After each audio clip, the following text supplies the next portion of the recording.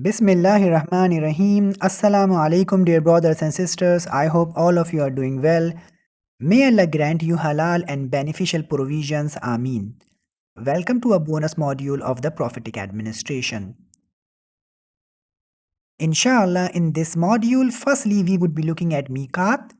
After that, the primary routes and then the secondary and sea routes which the Muslim used to take to perform Hajj in the medieval period. So let's say Bismillah and let's start with Mikath. In short, there are 5 Mikaths surrounding Makkah, and a pilgrim need to be in ihram with the niyyah of performing Umrah or Hajj before crossing them.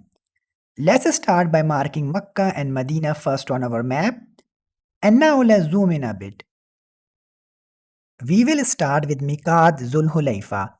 This Mikath is about 9 kilometers from Medina and about 450 kilometers from Makkah. This is the Mikath for those who live in Medina or coming from this direction.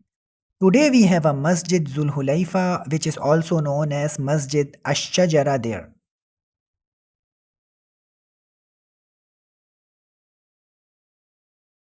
After Zul Hulayfa we have Mikath Zatu Arq. This Mikath is about 94 kilometers towards the northeast side of Makkah. This is the Mikath for the people of Iran, Iraq and for those coming from that direction. And today we have Masjid Zatu Arq there, which was under construction up till the recent time. Then we have Mikath Karnul Manazil. This Mikath is about 75 kilometers to the east of Makkah. This is the Mikath for the people of Najd or for those coming from that direction. And today we have Masjid Karnul Manazil there.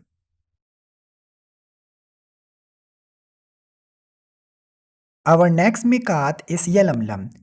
This Mikath is about 92 kilometers to the southeast of Makkah. And this is the Mikath for the people of Yemen and those coming from that direction. Today at this Mikath we have Masjid Mikath Yalamlam.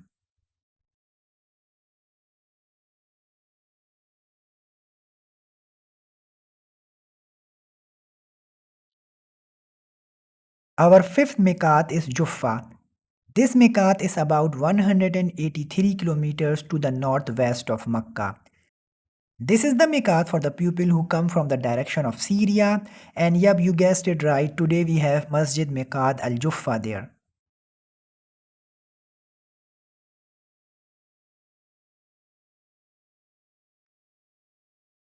So these are our 5 Mikaths surrounding Makkah. Due to traveling by plane, majority of the pilgrims are not aware of them any longer as the major landmarks of Umrah and Hajj and are not connected to them any longer. The planes will just fly over them and an announcement is made for the pilgrims to make niyyah. But in the medieval times, they had a completely different outlook. Just imagine it. After traveling for months and years, finally reaching a place from where you are wearing the ihram for Umrah or Hajj would have a completely different feeling. Like I said, just try imagining it.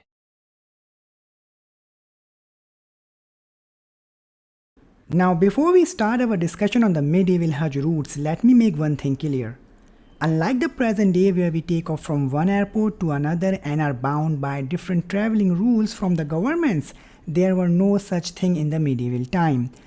People had a lot of options and alternatives available to reach Makkah, so really things were very subjective and they were based on personal preferences and the given situation during the journey. With this clarification out of the way, let's start our journey to Makkah from around the world. The first primary route which we are going to discuss today is the Iraqi route. Kufa and Basra were the principal gathering points in this route. Kufa used to connect to the Hijaz region by Darb Zubaydah. This route is named after Zubaydah bint Jafar, wife of the Abbasi Khalifa Harun Rashid, because of her charitable work in developing and maintaining this route. It is said that there were a total of 27 major stations and another 27 sub-stations on this route to facilitate the pilgrims. On the other hand, Basra-Makkah route passed through Hafar in the northeast of the Arabian Peninsula and ran parallel to the Kufa-Makkah road until the two paths met at around 18 kilometers from the Mikath Zatul Arq. Now let's move on to the Syrian route. Damascus was the departure point for the pilgrims in this route. Leaving from Damascus, pilgrims used to head south in order to reach Medina first and then used to proceed towards Makkah. After this, we have the Egyptian route which used to start from Cairo. The pilgrims used to cross the Sinai Peninsula through Nakhal, then traveling parallel to the Red Sea, they used to reach Yanbu. After this, they used to go to Medina first or directly to Makkah. Now let's talk about the Yamni route. The Yamni route has linked Yemen and Hijaz since ancient times. Caravans used to depart towards Makkah from Aden, Sana'a and other cities of Yemen. The Yamni route had 3 roads leading to Makkah, with each offering a particular hardship of its own. Now let us look at the secondary and sea routes. First thing first, why are we calling them secondary routes? And the answer is simple, they eventually used to connect to one of the primary routes. People coming from Spain and Al-Maghrib would travel through the lower coast of the Mediterranean Sea to reach Cairo and join the caravans leaving from there.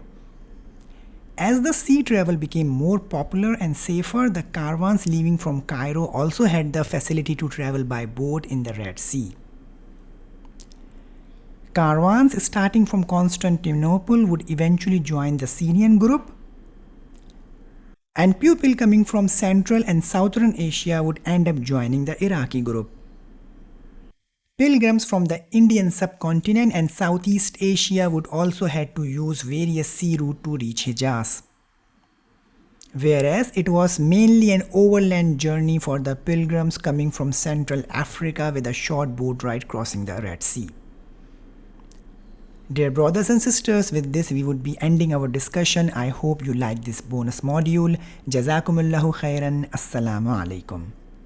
طلع البدر علينا من ثنيات الوداع وجب الشكر علينا ما دعا لله دا ما دعا لله دا طلع البدر علينا من ثنيات الوداع وجب الشكر علينا ما دعا لله دا ما دعا لله دا Oh, the white moon rose over us from the valley of Wada, and we owe it to show thankfulness where the call is to Allah.